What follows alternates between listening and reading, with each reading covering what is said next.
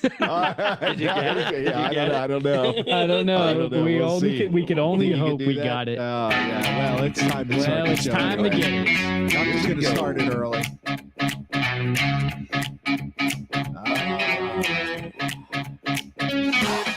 I want to thank you for joining us here on the Sports Porch Pittsburgh. The Sports Porch is live all over the world on the iHeartRadio app, Apple Podcasts, Spotify, or anywhere you get your friggin' podcasts. And, of course, right now on Facebook, Twitter, LinkedIn, YouTube, and everywhere else. Oh, man, if you could have heard, we have George Michael with us tonight. Yes, we do. The Brand Schwabini. One half of the Wham. George Michael. I'm never gonna dance again. Guilty feet, I got no rhythm. And he could do that with the Sports Porch, tune in the background. Bum, ba-dum, bum. You made me do that. I did I make feel you do that. violated. Are you? But you look good doing it, Mark. We got a big show Yeah. tonight. We're having a lot of fun here. We had a George Michael impression earlier. Hopefully, if you caught that at the beginning of the show. But thanks for being on the Sports Porch podcast with us. We dropped the actual podcast right after the show. We are currently live on social media, and we actually have lines open. I always do this. It's a good time to get in right now. Yeah, it is a good time. It's a good time to get in right now. Hey, guys, what do you think about my tan? It's great. You didn't It's comment on it before, so I'm a little concerned that you didn't notice that I was working really hard on my tan last week. How do you work on your tan lines? I'm sorry I asked that question. I don't have tan lines, Chris. Did you Okay. put on Oh, any sunscreen? Yeah. I have to because my wife won't let me out of the beach house without spraying down. Ooh, She the spray has down. this routine where she sprays me with the coldest spray you've Yeah. ever been sprayed with, Right. and it makes me crazy. And she laughs. But I do like the spray, the clear spray. Yeah, As compared the spray's to like, good because lotiony. the lotion it like sticks on you, right? And then when you go in the sand, then you get it. Like the spray, it sucks. It's cold, but then it's done. Exactly. But I'm a little confused because you are Polish and Italian, Yes, right? It's very confusing. So Italians generally, they have darker skin, Nice, darker complexion, skin. Yep, darker complexion. right? And I didn't get that skin. Okay, so you're telling me the Polish side of you is kind of like the Irish side of me? Yes, exactly. You got the Okay. Italian man bun.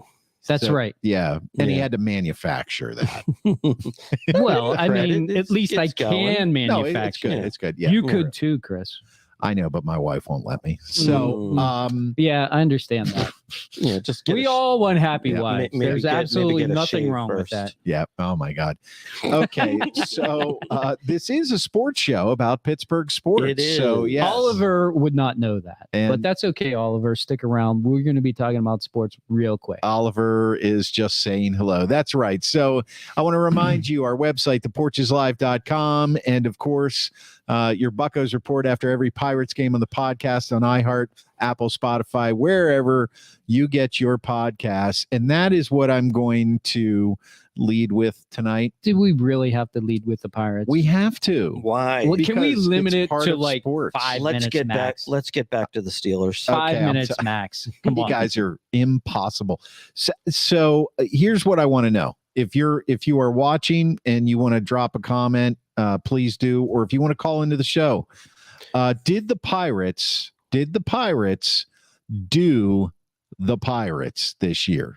Did they do the Pirates? What are your thoughts? Call us 412-805-7236. Let's get back to the Steelers. We already got Mike ready to talk about the Pens. yeah, and we will. We're going to Mike, do that. yes. We're going to just hold on. We're going to get there. We're going to have Absolutely. great in-depth analysis of that Carlson trade. It's incredible. Okay, I'm going to lay this down right now. This is all I'm going to say, okay? We're a Okay. Pittsburgh show. I committed to torturing myself to death, and I've now done over 100 Buccos reports. Woo! So I have achieved the greatness that we thought only Hockey Jesus could achieve. You did. And- Congratulations. And yes, so in order to congratulate myself, you're going to let me rant about the Pirates and invite Okay. I think you All self-congratulate yourself and rant. all the time. Do a rant, and then let's get back to the Steelers. Okay. So what I want to know is, and it's an obvious answer, guys. It's an obvious answer. did the Pirates do the Pirates? What do I mean by that? Okay. Hope.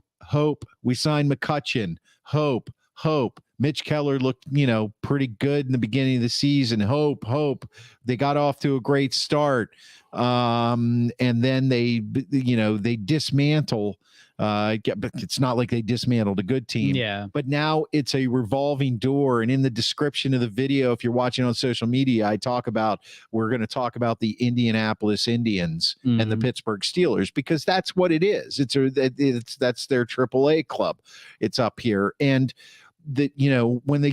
this is what drives me crazy. And I have a very, very new appreciation for being an actual Pirates fan, because in order to do all of this, welcome to the club. Thank you. You have to become a fan.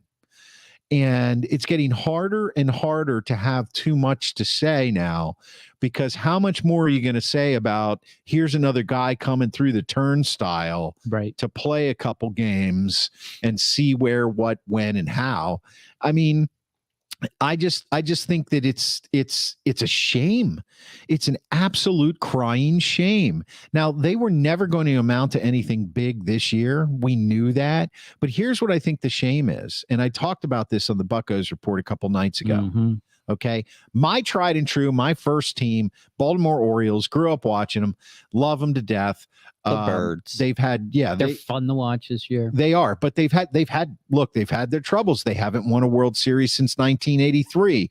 They haven't really gotten close since then either. They've had a few little patches where they put together some pretty good teams. Mike Mussina. But other than that, don't ever say that name again. Brady Anderson. Yeah, I like Brady, but Mike Mussina went to the Yankees. He's dead to me. So he was still part of those good years. He was, absolutely. He was a great pitcher. Doug Drabeck pitched for other people too. Yeah, I know, that's true. He pitched for the Orioles near the end of his career. So he pitched for a lot of players. So a lot Billy of Ripken. So going back to what I'm talking about is the one thing as an Orioles fan that you could always appreciate, for lack of a better way of putting it, is that as screwed up as ownership was there when Peter Angelos died, their general demeanor was like, look, we're going to suck this year. We are not in a good place. Our farm system is not good. We have to rebuild it.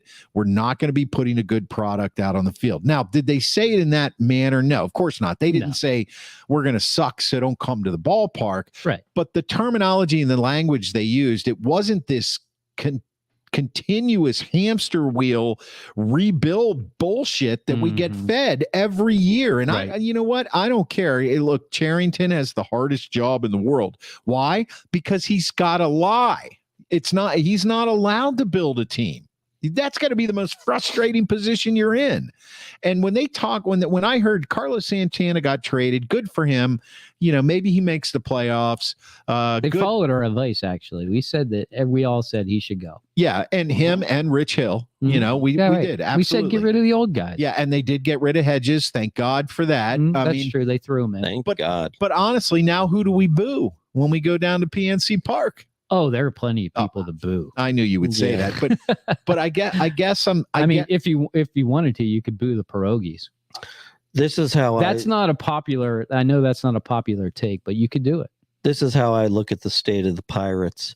Chris, you've been trying to tell me that a 208 hitter, Endy Rodriguez, can really hit. Well, no, he's. I think he's going to be a decent hitter when I watch his at-bats. Right. I don't know how I can even justify that. I agree. Look, I agree. Santana being traded to Milwaukee, so I'm listening to sports radio. Actually, it made Milwaukee a worse team, and we beat three or four games from them, didn't we? No, we split. Two. We split, but it doesn't matter. He had a home run or something. I don't even care. The point I'm making is this is the sad state of this franchise. When the media is talking up and hyping the fact that at an interview that they did with Carlos, it's like we got to follow the players we traded and interview them. And Carlos Santana left open the possibility that he wouldn't be against coming back to the Pirates next year. And they play that up like that's some kind of freaking story. It's not a story. Who cares? It's not a story. He's going to be 38. We don't care if he ever comes back. God bless you, Carlos. I hope Milwaukee wins the World Series and you get a ring. You had a fairly average major league career that lasted a long time, and you're probably a really, really nice guy. But honest to God, why in the hell would we even entertain the fact that him coming back would be like kind of cool? No, it wouldn't be cool. It would mean they wasted another roster spot so they could trade him again at the end of next year. What the hell? I mean, open up your pocketbook, give these fans something they deserve. And look, once again, Andrew McCutchen, marketing move. I said it from day one. Everybody knew it. And they did. And we bought into it. And everybody was happy about it. And that's a good marketing move. Absolutely, it was. And now, who cares anymore? You blew that one. I'll make you even more mad. Okay, please do. Rumor has it that next year they're going to be cutting payroll, not adding payroll. What the hell? They can't cut. I mean, look, you can. Yeah, you can. Yeah, you absolutely can. Yeah, and if somebody will, it will be your Pittsburgh Pirates. Where did you hear that rumor? I'm just curious. It's out there. Yeah, it's out there. Isn't it out there every year though? I mean, seriously. Yeah, DG, it is. welcome. But I mean, What's up, DG? People always say like, okay, well, they spent a little bit this year. Maybe they'll spend a little bit more next year. I'm just saying you might want to temper those expectations. Oh, I don't have any expectations for that. Believe me. The only expectations you should have for next year is they're going to suck again. Let's see what schemes can do. That should be the expectations for next year. Well, you got Keller, and I think what they're saying by we're going to spend less money, they're basically saying we're not going to go to arbitration with Keller. They're just going to let him go. I would not be surprised at all. I think that's what they're saying. A disaster. That would be stupid, right? Because what other pitcher are you going to get for whatever he's going to get, 15 or 20 million? Right. What other pitcher is going to be as good as him? To the Steelers. Yeah. But to your point, they have to manufacture stories because the Pittsburgh Pirates themselves are not a story. They're not. Right. No. They're just not. They're a joke. They have been for a while. And I've been trying to beat this drum of let's just be patient and maybe they'll bring up some good young talent. This year, I think they got a little bit better in that department, but it took them too long to get there. Yeah. Next year, they have to embrace it. And I'll give them a little bit. I'll give them just this much room because O'Neal Cruz got injured early. Yeah. That's something that doesn't get talked about very often. I think they wanted to make him kind of the feature guy this year. And when he got hurt that early, they had no backup plan. No. And that's the problem with this organization. Their backup plan is just to sell off and make it just like every other year. At least they didn't sell off some of the good talent this year. So that's it. That's all I got to say about the Pirates because I'm done with the Pirates. We got football and hockey coming up, and that is so much more important. It is.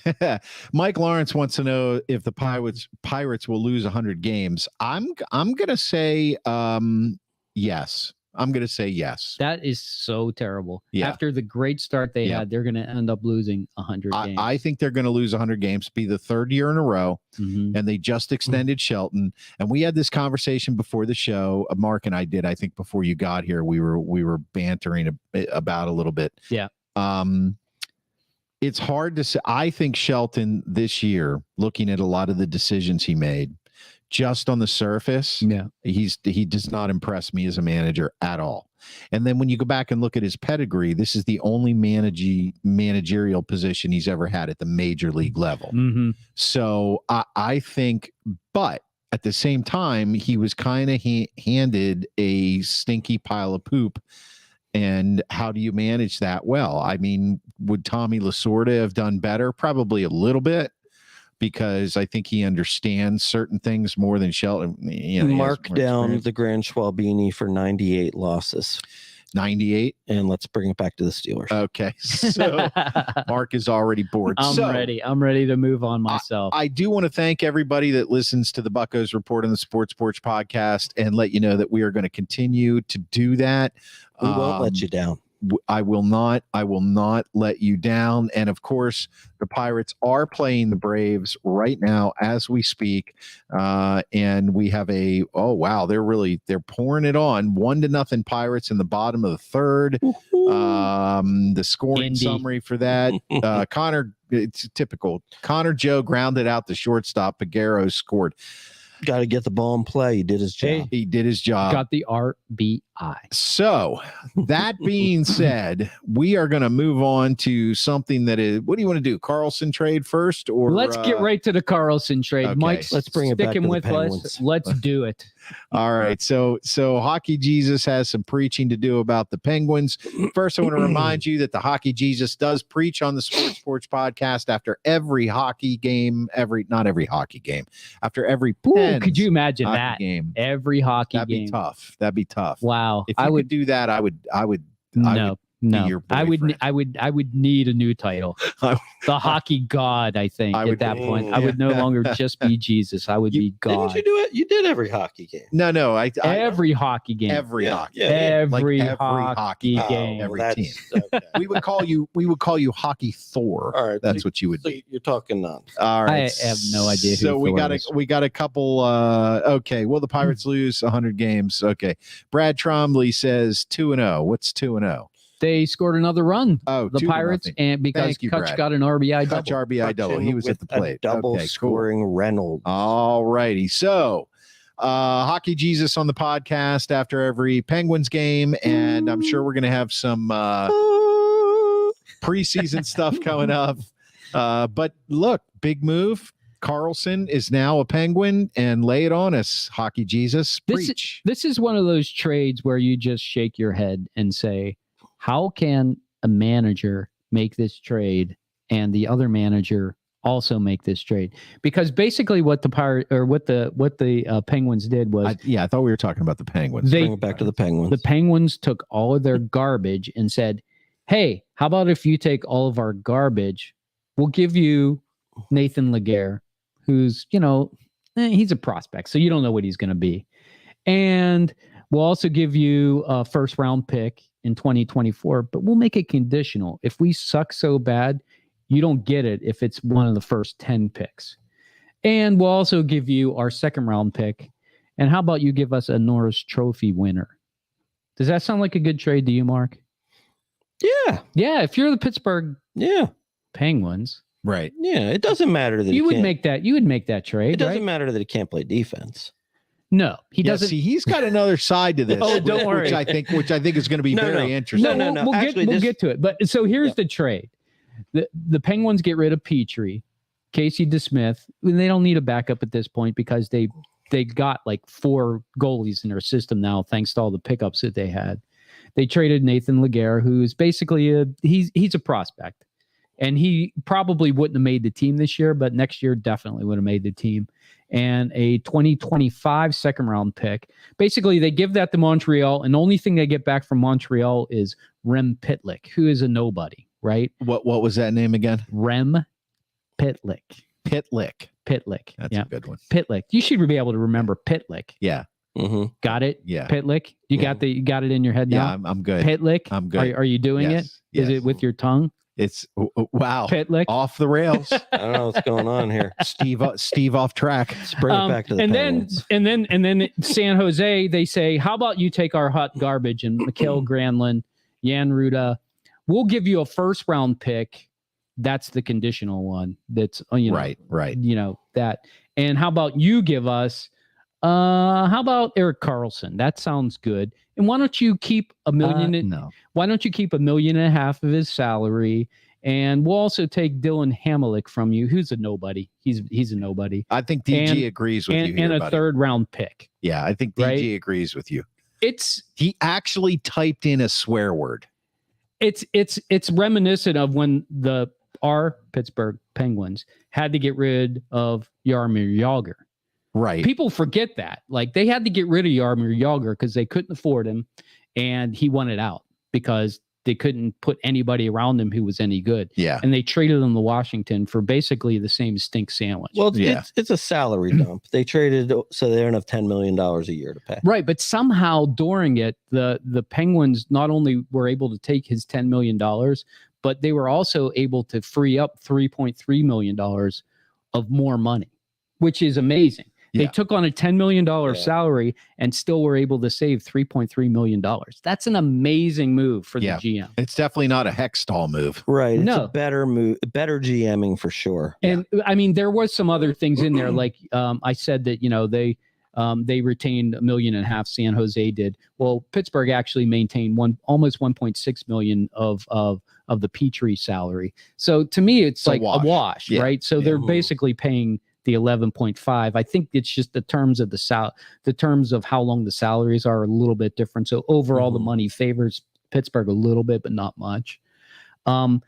Here's what it does for the Penguins. It immediately makes them more, how do I say this? They're going to be great fun to watch, but they're going to lose a lot of games like 7-2, 7-4. Yeah, that's kind of what's been 5, going around. And that's because Carlson does not play defense. He does. He's not a defenseman. He plays defense by taking the puck and saying, "Go ahead and try and take it off of me." Right. And when they do take it off of him, there's nobody behind him. So that's the thing. But the question I have about that, okay, being the hockey novice that I am, is then why isn't he playing as like a winger? Or I mean, how is he a defenseman? I mean, I get it, but he quarterbacks the power play. Yeah, it's a lot of passing, and it's a lot of, so you can bring the puck up the ice by either passing it to somebody, making a really sweet pass, or you can just skate through people. Well, I know he can actually do both, which is what you want from a defenseman, because then they're not the defensemen are not looking for the pass. Right. They have to defend his speed. Right. So it's a so dual it can threat set up that more nobody can breakaways stop. and stuff like that. Yeah. But if his defense, if the actual part of his game that is defense, okay, is not good, right? Like I saw, he's got a -103 for his career, right? I struggle. I'm being serious. I get you. I struggle with how this is like addition by subtraction. It's like, aren't they going to end up in the same place? They'll just score a lot more goals, but a lot more goals will get scored. I mean, I know I'm like oversimplifying it. No, you're right. That's true. But the way that the Penguins want to play is with speed and controlling the puck. Right. So he doesn't sound like a guy that controls the puck. Oh, yeah, no, he can control the puck. The issue is when he doesn't have the puck, he's not going to like knock a guy off of a puck to grab it back. Got it. He's going to have to, steal it from somebody, or hope somebody else steals it and passes it to him and he gets it. It's still a positional game when you're in your own zone, but you're not going to see him out there killing penalties. So this is so he's definitely not on the physical side of a defense. No, absolutely not. Okay. And so, but that's where they were with Petrie and Ruda. Right. And you can see where that got them. I guess anything is better, and he happens to have a pedigree. And honestly, the game has changed so much in the last 5 to 10 years. That defenseman who's a quote unquote stay at home defenseman, a guy who just stays in the crease and keeps people out, doesn't really exist anymore in hockey. I mean, that type of player, nobody wants to get beat up in the crease anymore. So that type of player is too slow to be able to get up the ice again. So they're a detriment in the offensive zone. Okay. And the game's built more on speed and skill and getting the puck into the zone and owning the puck more than defending against somebody who has understood. So for that reason, it fits what Sullivan wants to do, which makes a lot of sense. That they went and got him. It's actually probably the best get they could get from somebody who wasn't really only available because he wanted out. And that's what's exciting. And it'll put more, once again, like we were talking about with Kutch, it's definitely going to put more fans in the seat because he's going to be so much fun to watch. People are going to want to go to the arena to watch him skate. Right. He's like Paul Coffey.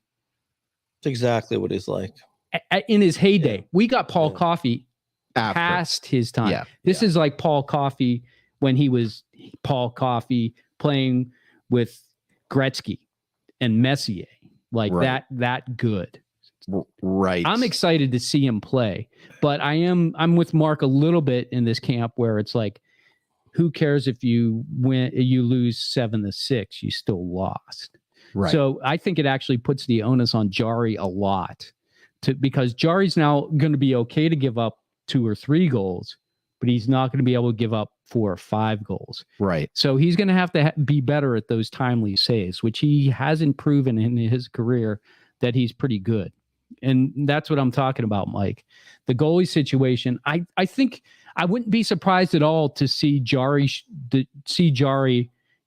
not be like the guy. Like I think two goalie system. I think that's where you're going to see it happen. Because Dubas, remember when he went out and he got Matt Murray last year for the Toronto team? Yep. He barely even played. Yeah. You know, the other thing about Carlson is, and you can never know when somebody's going to get injured, but last year was his first year where he played all the games in quite a while, like 6 or 7 years. So he does tend to get injured, but he usually plays like 60 some games. What I think is really going to be fun is the power play, like Mark was talking about. You're going to have him out there probably with Letang, which is kind of rare to have 2 defensemen, but those guys can move the puck. See, I don't know if they're going to do that. I think they might separate them. That's what I would love to see. I agree with you, Mark, but I think they're going to keep him out there originally, especially with Jake's injury, and we'll talk about that in a second. I think it's more of like an ego thing, though, because they don't want Letang to think that he's it's absolutely an ego thing, because that's why Malkin and Sydney are out there, and they'll probably put Raquel out there until Jake gets healed up. But it's stupid because they have got plenty enough guys now. They could fill 2 power plays. You could put Rusty out there now on the second power play, and he would be just as good out there with Malkin potentially. And then you have a Letang maybe on your second and Carlson on your first power play. I mean, that would be incredible. That would be killer. I think it would. I would be surprised if they don't eventually try that, but I'm telling you, superstars are stubborn son of a bitches. Right. And if they're not out there on the first power play, they'll think of it as a demotion when they should think of it as a promotion, because almost every power play gets 2 chances. Right. So I would love to see that, but I don't think that's what's going to happen. There is also speculation, this is probably just my speculation, where you could put Carlson and Letang on the same defensive pairing. That would be crazy. Though. That would be crazy. I think you only see that in the 3-on-3, right? Yeah. So when you go 3-on-3, I think you'll see those 2 guys out there with Sid. That would be a sick 3-on-3. I would not want to play against that pairing. I'll tell you that. Although Sid would have to win the draws, so maybe they get somebody in to win the draws, and then bring out those guys. But it just makes the Penguins a much different team. And the best part about it is they got rid of all their garbage in one trade, which is just incredible. Well, it seemed like the thing that I think is good about it is they have life now. You know, like they should be a playoff team next year because of this acquisition. Doesn't mean that they're not going to lose a lot of games too. I mean, I don't think it moves them up to like a top 3 seed. I think it places them more in the 4 to 8 seed range. I think it makes them more fun. I agree with you. I think that it makes them more fun to watch for the regular season, but I don't think it changes what they'll be in the playoffs, which is a team that's going to have to score 4 or 5 goals to win a series. And it's proven that team doesn't make it very far. I mean, the Oilers 2 years ago made it to the Western Conference Finals, and they didn't make it back again this year. And they were probably more talented this year than they were the past year, the year before. So I mean, it's a hard way to win a Stanley Cup with having the most talented team on the ice, because they usually end up getting held or stick or injured, and you can never recover from that. I actually think it's a good move also too, just because of the injury factor. I mean, the chances that Sid, Malkin, and Letang are going to play 82 games again is pretty low. And so here's another guy. One of those guys goes down. You have another superstar to fill in the space. So I think that's important. And also the other thing too is realize these look, Carlson and Letang can both play defense if they want to. Right. They just don't unless it's like the playoffs. Right. You know what I mean? Right. No, you're right. And maybe that's what will happen. Maybe they'll be able to change their mode. And Letang has done that in Stanley Cup years, by the way, where he's changed the way he's played. Let's talk a little bit about the Jake Gensel surgery. Yeah, so the mystery surgery kind of came out of nowhere, right? Yeah. Why didn't you hear about it, Mark? I just didn't. I didn't hear about it either. It's like, oh, we traded for Carlson.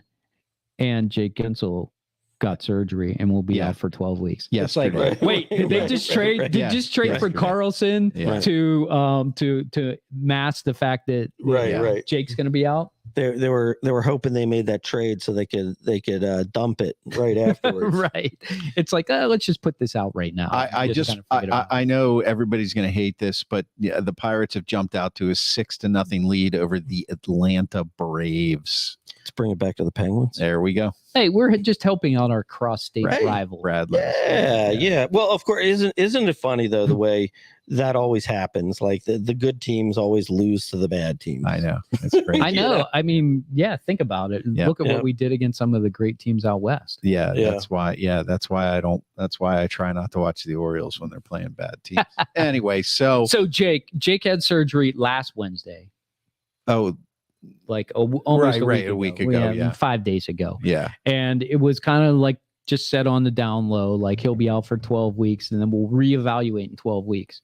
Well, this week, Dubas came out and he said, oh, he's only going to miss 5 games. And if you do the math, like that doesn't work out. Like 12 weeks does mean he'll only miss 5 games, but that means he'll be ready to play in 12 weeks.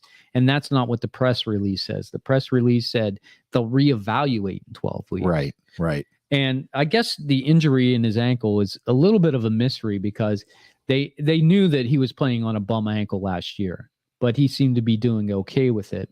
And then he went to this, what they call the Beauty League, which I have no idea what that is. The Beauty League? Yeah, the Beauty League. Well, I think it's basically, it's a no-hit place where a lot of NHLers go to kind of get in shape. And they play Wham music. I was thinking Roxette, but before you go. With a disco ball in the middle, maybe. Yeah, I like that. Shorts and the I like collar. that. That'd be. We should televise one of those Beauty League games. That would be good. Yeah. It would take the mystery out of it, right? Guilty feet have got no I don't want your freedom. I don't want to pay. Oh my God. So while Wham music was playing in the background, I guess, Jake tweaked his ankle. And I think it was just part of his rehab. I think they just do this as part of their routine. And he said it wasn't getting any better. Like he was expecting it not to hurt as much. Right. And it was still hurting. And he talked to some doctors in Minnesota and they said, we can do the surgery. It's minimal impact. You definitely, you won't be out for a year, but I guess it must've been fairly serious because 12 weeks seems like a long time. And, but your ankle is probably one of the most important parts of your body when you're skating. Yeah. And you're blocking pucks. Yes. Yeah. It's a pretty important part. So it's kind of like your tongue when you're eating. Yeah. Right. Sure. Yeah. You wouldn't want to just I don't even know. Your eyes when you're seeing. I feel like the devil is speaking. Yeah. Oh my gosh. So he's going to be out for a while. Here's what I'd like to see happen. I don't think this will happen, by the way. I'd love to see them bring up Nylander. He plays on the left wing where Jake plays. I think it would be fun to see how that he's not really a rookie, but he's not a proven commodity, but he can skate. He could definitely skate with Sid and Raquel. And I'd just love to see if he could finish some pucks that Sid would give him right in front of the net. I think that would be fun to watch. It's hard to know. If I don't think that Jake will be back until November personally. So I think that's bad news for you, Brad, because I think you got tickets in October. But hey, at least you get to see Carlson skate around for a couple of games. Yeah. But it could be that he could be back for those games too. So hard to know, but that's not good. Actually, I would expect we'll have this in the preseason spectacular. Can't wait. Can't wait. But I actually expect this to make the Penguins come out of the gate looking really terrible. I think they're going to come out of the gate not well, because the Jake injury means you got to plug somebody on the first line. You got to learn how to play with the superstar, unless the superstar Carlson just takes over and is just so good he makes everybody better, which I don't think will happen. I think some of these players will have to figure him out. And let's face it, their bottom six are brand new. So they got to figure out how to play the system. So I think they're going to struggle. I think they're going to struggle out of the gate. The first 20 games could be not good for the Penguins. You heard it here first. You heard it here. And Hockey Jesus preaches on the podcast, on the iHeartRadio app, Apple Podcasts, or anywhere you get your podcasts. By the way, when the Penguins did go out and get Dubas, I did say that they first needed to get rid of the garbage. Yep. The only garbage that's left to be taken out, and I don't think it's garbage you can get rid of, is Carter. And I think he's here to stay. But Carter's probably not going to play the center position because they went out and they got Lars Eller. I think you'll see Carter either move to the third or fourth line, and he'll be a wing on those lines. He didn't prioritize goalie. He did get a fill-in for Zucker with Riley Smith. Check. He did get a third-line center, Lars Eller, which I already said. I said he needs a draft well, but who the hell knows what draft you're doing this year is going to be good. We won't know that for a couple years. So the only thing he didn't prioritize was getting a goalie. And for some reason, he thinks Tristan Jarry is the guy. So, well, and if not, maybe that's the trade deadline deal. Maybe. And they did just free up $3 million of cap space. By the way, they're still $70,000 over the cap. Well, they're just going to have to lay off the Hockey Jesus. Well, you know what? Yeah. I'll just loan them the $70K. Yeah, why not? Yeah, I'll tell them I'll take the $70K off them. Hey, yeah, if they give me tickets, I'm sure I could buy $70K worth of tickets. Well, the problem is they're paying somebody else the $70K. If they pay you, then they're still over the cap. No, you have to pay them. So fans, let's show out our dollar bills. Our dollar bills. And get some $70K of them down there in the arena. Get them 70,000 of them dollars, and then maybe go down for some irons. No, they'll find a way to get that $70K out. But they're talking about potentially only starting the season with 22. I mean, 22 guys instead of 23 because they're $70K is what it costs to take a family of 4 down to one of the games now. I mean, it's only $7K. Come on, $7K. Disney World. Jeez, such.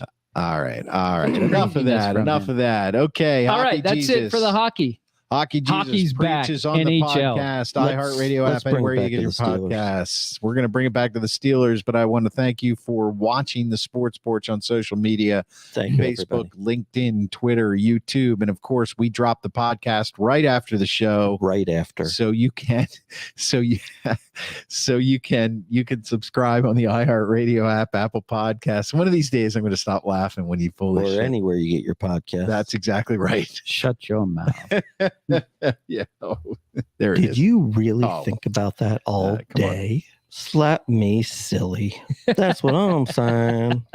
I like that kind of party. Why don't you shut your mouth? That's the one. There you go. There it is. Our technical director. Okay, listen, Steelers training camp has started, and of course, it's constant. And I just want to know, can you tell that we're just kind of like Jones and Ford? It's like, it's like we don't even know what to say. It's like we go to the Pirates. When does the hockey season start? When's the first game? October something. No, it's not for like 63 days. I know, but it's like October something, right? Yeah, October something. Okay, good. Yeah, just go 63 days from today and you'll be there. Okay, yeah. October. So we got training camp coming October up. The 10th. First preseason game, is it Friday or Saturday? I can't remember. The Steelers? Yeah. The Steelers play Friday. Play Friday. Tampa, baby. That's right. Tampa. The Bucks without Let's Brady. take them down. They're going down to Tampa Bay, right? I believe that is correct. Okay. All right. So training camp battles, a lot going on here. Steve is frustrated. Why? Very frustrated. Why? Steve the Broderick Jones debacle. Thank you. That's exactly what it is. Yeah.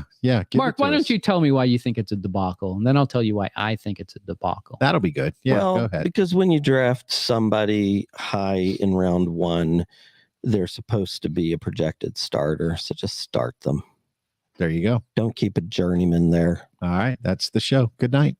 I think he nailed it perfectly. I agree. To add to that, there's only one other offensive player who got drafted in the first round who is not projected starter. One. Who's that? Dalton Kincaid. You know who he is? Is he the tight end for Buffalo? For Buffalo. Right? And why aren't they starting him? Yeah. Because they have Dawson Knox, who's a great tight end. Right. So that makes sense, right? And probably if they go 2 tight end set, he plays. Oh, definitely. He's going to play. That's exactly right.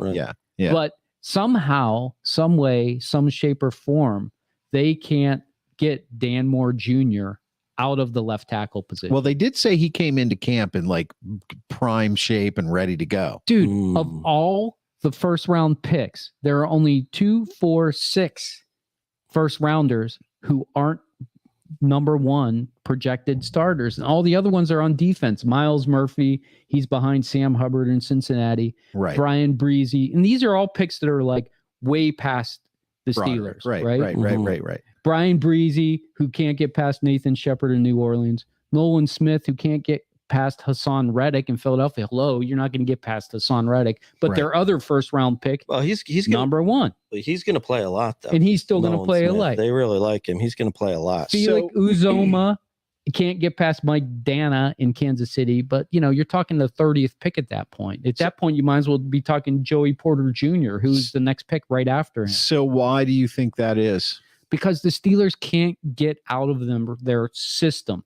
They can't get out of their thought process, which is the veteran needs to be in there because we're playing against really tough defensive ends coming up. Mason Crosby and Joey Bosa, Max Crosby. You said the same thing last week. A kicker. Max Crosby. Well, but the point is that you drafted this guy to stop those guys. Look, right. And I'm gonna equate this to Joe Thomas, right?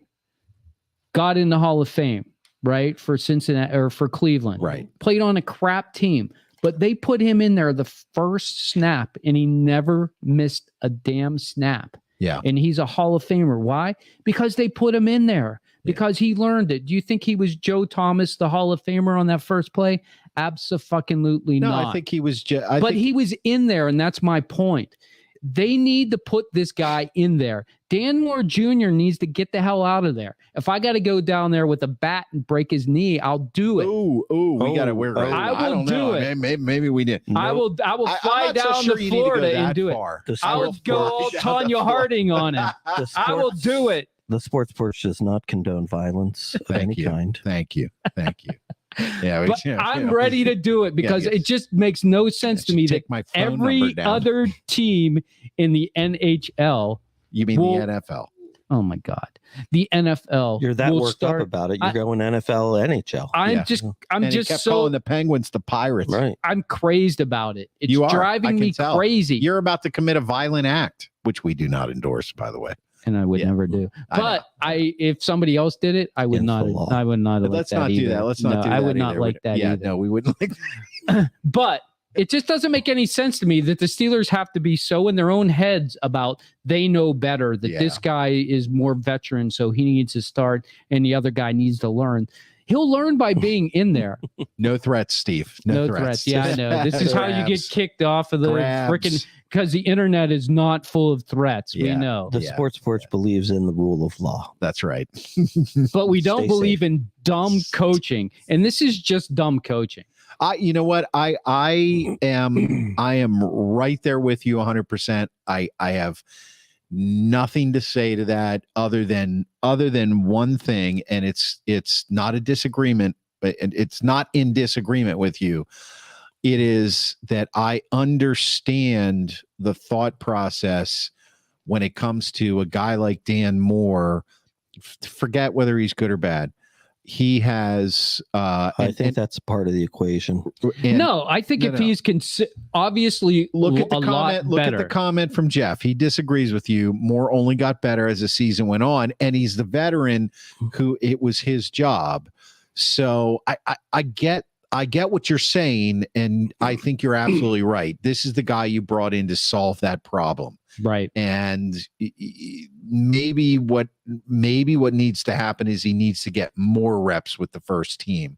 But does he necessarily earn that starting job right away? Now, your argument is yes, because you drafted him for that. I'm not saying I don't really see anything too terribly wrong with how they're handling it right now. I think that, the first game, if he goes in the first game, I keep forgetting to change the background. If he goes in the first game, Moore does, and next thing you know, so we should wait until Kenny Pickett gets flattened and hurt. Well, I mean, we bring in Broderick Jones. Yes. No, I don't think that, but I think that if he does not perform remarkably well in game one, you bring him down. But then again, you have the whole argument about, you need to have chemistry in the line and all that kind of stuff. So, well, the thing is, I'm on the fence. This only gets worse because let's say Dan Moore Jr. gives up no sacks to these future Hall of Fame defensive ends. Does that mean suddenly you're going to put in Broderick Jones? No, it means you're not going to play him at all. So what if you don't give Broderick Jones the chance to play against these guys? What if he then is the guy who stops those guys from sacking Kenny Pickett? But that would be a good thing, right? It would. So why not just try it? Why not just try it? I guess. Why not just do it? Because the other way, it's a self-fulfilling prophecy of not playing Broderick Jones. Well, then this way you get him a chance. Then it's like you wasted the pick. That's right. Yeah. And so what are you going to say? Great job, Dan Moore Jr., but now you need to step aside so this guy can play against lesser talent. Yeah. It makes no sense. It seems to me like you're kind of playing afraid. I agree. It's like you're afraid to believe that your number one pick is going to be that good. And so therefore you don't want to risk putting him out there against really good talent. So you're just going to wait. And I think in football, you need to be aggressive. So what about this question about Jeff on the opposite side of that Jeff poses here? So what if the opposite, Jones starts and has a terrible game? That's great, because then by the time he gets good, all those terrible games are behind him. Okay. Wish I had a comeback to that. But you don't, because I'm the Grand Schwalbeen. This is true. But really, that's the bottom line. I mean, here's the other part of it. So, okay, so let's say you go with Moore, right? And the idea is we'll eventually get Broderick in there, but it's going to have to do with maybe we're not winning as many games as we should. Maybe Dan Moore lets up a couple sacks, but maybe he holds off Bosa, that kind of thing. So, so we get Broderick Jones in week 7. Okay. Well, then, Broderick Jones maybe gets into his groove and starts playing like a first round draft pick week 12. Right. It's almost like you've wasted a year. Yeah. Get him in now. So usually with a first round pick, if you get him in week 1, year 1, by week 1, year 2, they take it to another level, or they don't. And you're just postponing that. Here's exactly what I would do, Jeff. I would start Broderick Jones, and then if he looked like he was struggling, I would bring him to the sidelines and I would show him what he's doing wrong, and I would have an adequate backup in Dan Moore Jr. to fill in while he's learning on the field. He can't learn on the field if he's not trying to do things. So I would just do the opposite of what they're doing now, which is, hey, watch Dan Moore Jr. do this. This is what we want you to do. I would say, go out there and do this. Right. And then when he doesn't, you pull him out, you put the backup in, and you say, now watch what he does. Maybe he'll do it better. Or did you see that? The way his left foot went back, it wasn't far enough, and Bosa just pushed him over. He wasn't balanced. You need to be balanced. So when he does that, you can take that forearm shiver and you can brace against it. That's the kind of coaching that you do on the field, and that's what good coaches do. But unfortunately, these coaches don't want to do that, and I don't know why, and it just is so frustrating that they don't want to coach great talent. I think this kid's got great talent, but you'll never see it if they never get a chance to put it on the field. Hey, truer words have not been spoken, and I actually agree with you. I was very thrilled when they drafted him, all along, offensive line, let's draft a tackle. Let's protect Kenny Pickett's blind side. Let's give him an opportunity to show us if he can, throw the ball and perform. They did it. Yep. And now, right now, at least, it looks like they're not prepping him to be the starter. Look, do you think that'll change, or do you think we're going into the season with Dan Moore as a starter? I don't know. They seem pretty happy with Dan Moore Jr. there now. They're not saying like Broderick Jones is having a great camp. He's out there just bowling people over. Well, they're not giving him the opportunity. You would be hearing that if that was the case. Yeah. You're just not hearing it. So I have to think that they're going to go with Dan Moore Jr. Do you think, given the fact that it's been such a story that the Steelers are never like a bad team, Tomlin's never had the below 500 record, that they like tippy-toe around a lot of this stuff because, like you said, they're playing scared and they just don't want to lose? Definitely. Yeah. That's how the Steelers organization is now and has been for like 15 years. Yeah. If you haven't figured it out. Yeah. Well, like they're just, they think they're good enough to be good. All they have to do is make the playoffs and then suddenly they'll win the Super Bowl. Yeah. And that hasn't happened in too long. Yeah. They're just not going for it anymore. They're not just sticking in young players and saying, get out there and make mistakes. We'll show you what you're doing wrong. Just get out there and give us 110%. And that's not who they are anymore. They're like, we're going to play the best player no matter who they are. And it's always the veteran, because the veteran always is going to know the playbook better, is always going to know the blocking schemes better. They're always going to have a leg up on somebody. Unless you're a phenom that is just such a great talent, forget about it. Right. And that just doesn't happen. You were going to say something, Schwaber? That's why they got Patrick Peterson, even though they drafted Joey Porter Jr. Right. Right. Understood. Yeah. I just think that the Steelers have to embrace youth.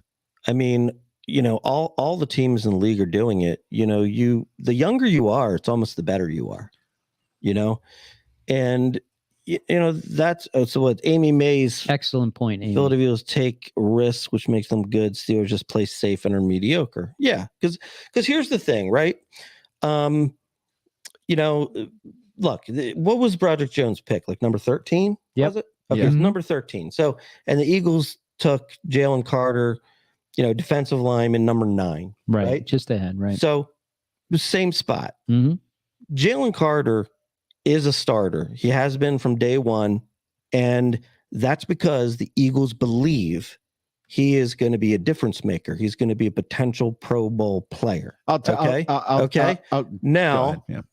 that's what the Steelers should be thinking about Broderick Jones. I will tell you this, Dan Moore, he may be a serviceable, mediocre player, but he will never be a great player. Right.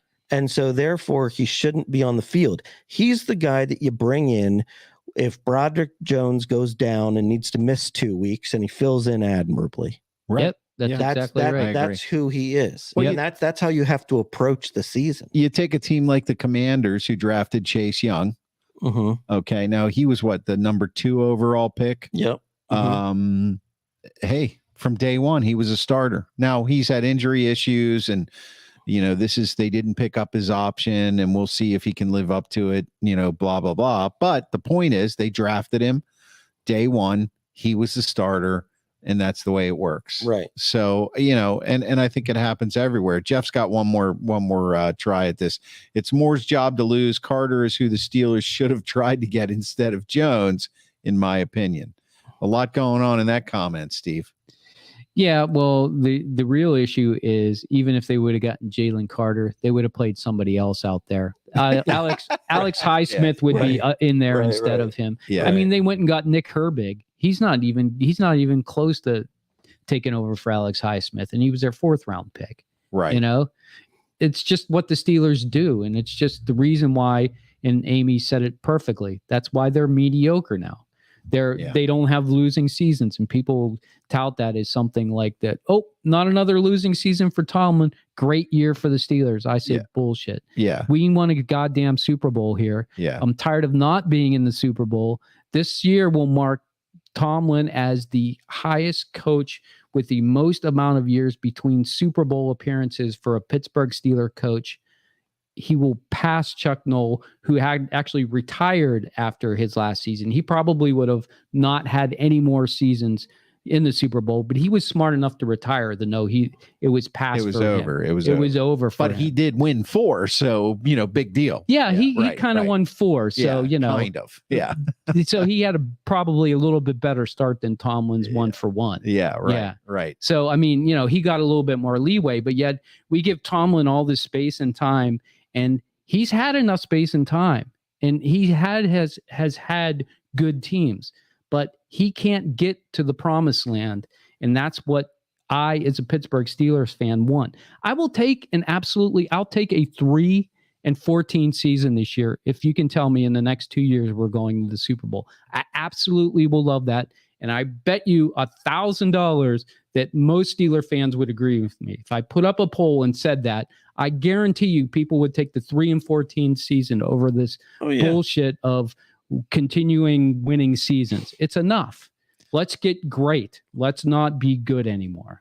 Yeah, it does seem like it definitely does seem like that Tomlin's focus is on having a non-losing season. Right, it does. Which you could turn around and say having a winning season, but really it's not about a winning season. And then when you have somebody like Rooney say, well, it's just about making the playoffs. Making the playoffs. It's always just about making the playoffs. I don't think Dan Rooney would have said that. I don't think Art Rooney would have said that ever. I think it would have been like, it's about winning Super Bowls. It's also very rare to make it as a 6th seed and win the Super Bowl. I think it's only happened twice. Right. Well, the Steelers did. I was going to say the one. Yeah. I watched them do it. Yeah. And the Steelers were there. Yeah. But that's it, right? It was the Steelers and the Giants. Yeah. The Giants. Steelers it is. You're right. It's rare. It's rare that you can do that. So, we're up to 57. So two times out of 57. Right. Yeah. No, it's not. It's not a good record. It's not the way you want to go into the playoffs. But the Steelers think that if they can get into the playoffs, they can win it all. And the only other thing I'd like to say about the depth chart is it's pretty much filling out how we thought. Joey Porter Jr., by the way, I'm sure everybody saw the video of the Pickens catch over and over and over again. That was pretty incredible, actually. That whole play was pretty incredible. They're pushing each other and they're pushing off the whole time. I love that about football, by the way. That was the first day they had the pads on and they did that. I think that's the competition I loved seeing. And I don't care who thinks they won that. Both guys won that battle because they're both going for it. Pickens made an incredible catch. By the way, I'd rather see Pickens catch the ball and run into the end zone than having the dive and grab catches like that. But they are fun to watch. The words right out of my mouth. But they're fun to watch. Yep. Calvin Austin III is behind. CA3 is behind AR2 in the third wide receiver battle. But don't matter. Both those guys are going to play. But CA3 will be the new Gunnar Olszewski. He is your return guy. Is he? Oh, yeah. Right. So that should be fun. Yeah. So that should be fun.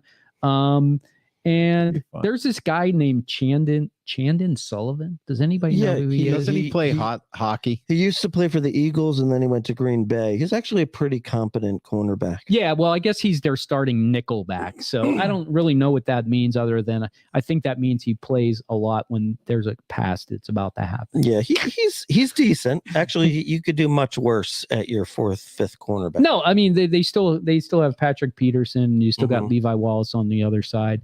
And Joey Porter Jr. is definitely going to see the field a lot this year. Yeah. The defense actually looks pretty exciting. I'll be honest with you.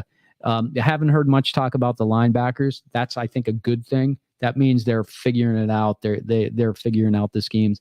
That's what I'll be watching when the Steelers play on Friday to see if any of the first team defensive linebackers are in there and for how long, just to see how they look. Are they shooting gaps? Do they look like they're getting blocked? Do they look like they're in the play? That sort of thing. That's all I'm really going to look for. I mean, those games are mostly about the 6th and 7th draft picks. Are they going to make the team? You're not going to see Kenny Pickett throwing the Pickens. No. Probably, maybe one series, maybe. I think they even say he's going to play? Is he going to play in the first game? Probably. They usually don't. I was going to say they usually don't. Who is your surprise cut, if any? Ooh, that is a really good question. Who was yours for the Eagles? I can't remember. Surprise. I actually Marcus think Mariota. Oh, that's right. this may come as a surprise. I think it might be like Trey Norwood, their free safety. Really? Yeah, I think he might be a surprise. I think he might go, or I don't think there's anybody on offense that would be a surprise. I think they'll probably keep McFarland and Warren, even though they probably shouldn't. If anybody's going to cut, I think McFarland probably gets cut from the running back. That sounds to me like a cut shows up on the practice squad up to the active roster with an injury week 6. Hey, you get so detailed with your predictions. Yeah. Well, I'm the great you are. Hey, great Schwabini. Yeah. What do you think about Kendrick Green playing fullback or tight end? He's their starting right guard. Oh, was their starting right guard. He's back up now. I think it's interesting. Yeah. I think that's interesting. Yeah. What have they been saying about it? They've been running packages. They've been running packages where he's been a fullback and he's been a tight end. Yeah. I can tell you they're not going to get rid of Connor Hayward. Yeah, I was going to say. Zach Gentry. Yeah. Connor Haywood showed something. You know what? That would be maybe my guess as a surprise cut. Zach Gentry. Zach Gentry? No. Not going to happen. No. You don't think so? That would be a surprise. That would absolutely they were talking about him, and you know how they talk about Darnell Washington being a large human. Mm-hmm. It could be Connor Hayward, by the way. He could be the cut, but I don't think they'll do that. They like him. He showed some stuff last year at the end of the I just don't think they do that to Cam. They were talking about and he's their only fullback on the roster. Yeah, and Jeff has taken off. Got to run. Have a good week. Good to see you, Jeff. Thanks for being here. I think that, and they were talking about Zach Gentry in relation to the size of Darnell Washington, and they actually said Zach Gentry is almost as big as he is. He's like 6'4", 250. No, I think they liked Gentry. They liked him last year. Yeah. I think he signed a 1-year deal with them. Yeah. So. Yeah. They're saying to look out for him, but who really knows? This whole Kendrick Green thing, I think it's a smokescreen, to be honest with you. Yeah, I think it's... I mean, seriously, first of all, think about it this way, okay? This is going to be my first Matt Canada rant of the year. Wait. You got one more thing? One more thing. Okay. They could bring in him for a jet sweep. There you go. Yeah. See, that's where I was going. See, here's the thing. We were talking about this before the show. That would be a surprise. Running a jet sweep with Kendrick Green. No, it wouldn't. That's the thing. That's how dumb this guy is. Okay? I already saw the line. First game of the season. Jet sweep over under jet sweep 5. Okay. 5. Ooh, 5. I wouldn't take that. Did you actually see a line, or did you make? No, I made it up. You made that up. Yeah, but it's a good not line. A bad one. It's a good line. Yeah, it's a good line. No, this whole thing is really the problem the Steelers have, once again, without even getting into the season, is Matt Canada. Okay, if you're running, I thought we were putting a ban on Canada bashing. It's a really nice country. Yeah, it is a nice country, but it's a horrible offensive. They're a very bad offensive country. If you think about it, they've never really held their own. But this is something we already know. You know, I'm serious. We already know they're just not going to do the right thing. No, what I'm saying is that Canada is going to. It's any potential greatness from any of these players. Okay, so we talked about George Pickens earlier, and that's one of the things that I've been saying for a long time. It's really cool that this guy can catch a ball with one finger. Okay, it's really cool. But if you got to make every throw like that, you're not going to score any points. And guess what? They didn't score any points last year. I mean, really. George Pickens has to catch the ball like a receiver, and then, once every other game, if he needs to make an acrobatic catch to keep a drive going and they win the game, that's great. But he's got to do that, right? And the only way he's going to be able to do that is if the dumbass that's the offensive coordinator calls plays that makes that happen, where you've got crossing routes, where you mix them up, you screw up the Hit coverage, him on the run. and next thing you know, he's on the run. He shouldn't be calling plays where Kenny Pickett throws it 12 feet in the air and he's got to go up and, jump off a trampoline to try to catch it. That would be cool. It would be cool, but it wouldn't serve a purpose other than. I think they should put trampolines on the field. I think you're on to something. We're going down a whole. I love it. Yeah. What do you think? Did you see that basketball league where they do it on trampolines? Oh, yeah. The dunk league. The dunk league. That is a whole new league. They should set up trampolines on the 5-yard line. And then boom, and then you try it. So I love it. I think we should invest in the team. Yeah. That is the reason that I am less excited. I'm very excited about football starting. Very excited. I am less excited about the Steelers season this year than I should be, because I think they've got a lot of really cool players to watch between, the draft picks and the second year guys and the quarterback and the defense. A lot of great stuff. But Matt Canada is going to destroy it. I'm just telling you, it's going to destroy it. Unless you always got to leave the door open for the whole, I redid the playbook, blah, blah, blah. But these guys, they have an ego. It's their system. It's going to work. And now, I'm telling you, if they get halfway through this year and it's the same old shit, they're going to, I never thought I would ever think this or say it, but they're going to lose a lot of fans. For a while. Steelers fans will never go away officially, but they're going to lose a lot of people for a while. If they start that game, I'm telling you, where is the first game? Is at home? Is the first game home? Is it again? San Francisco. That's right. San Francisco. At home. If you know what, though? They're going to win that game because the 49ers have no idea who their quarterback is. Catching Brock the 49ers Purdy, early. Hall of Fame. No, they've got a Hall of Famer starting a quarterback. Oh, His name is Brock Purdy.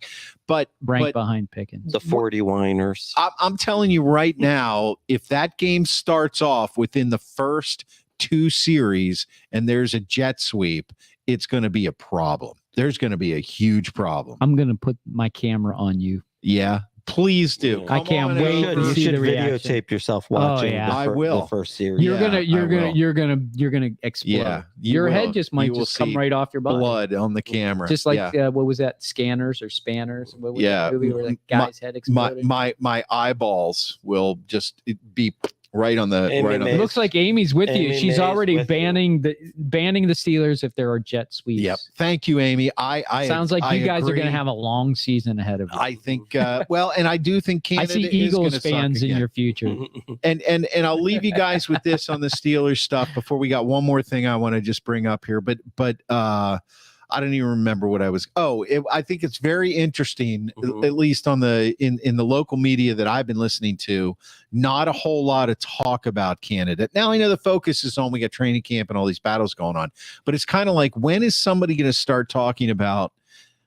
Are we going to see any changes? And I think it's because nobody thinks we're going to. Probably first preseason game. Yeah, true. But you know what? When they look terrible, even if it's the backups. Yeah.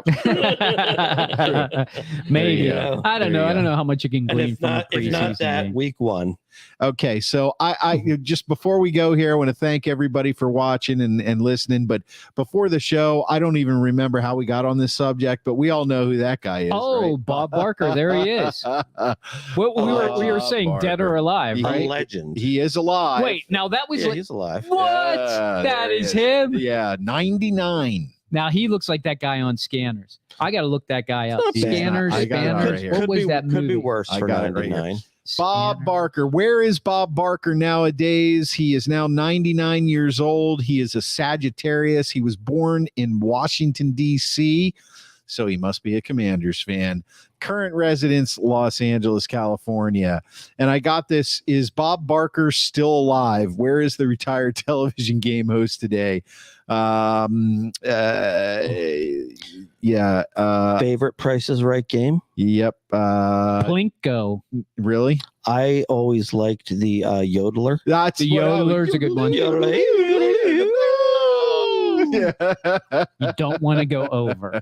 Never go over the price. Oh man, if you want to know, hey, I found a site where you can find anything you want to know about Bob Barker. Full name, Robert William Barker. Nickname, Bob Barker. Gender, male. Date of birth, 12th of December, 23, 99 years old, Sagittarius, Washington, D.C.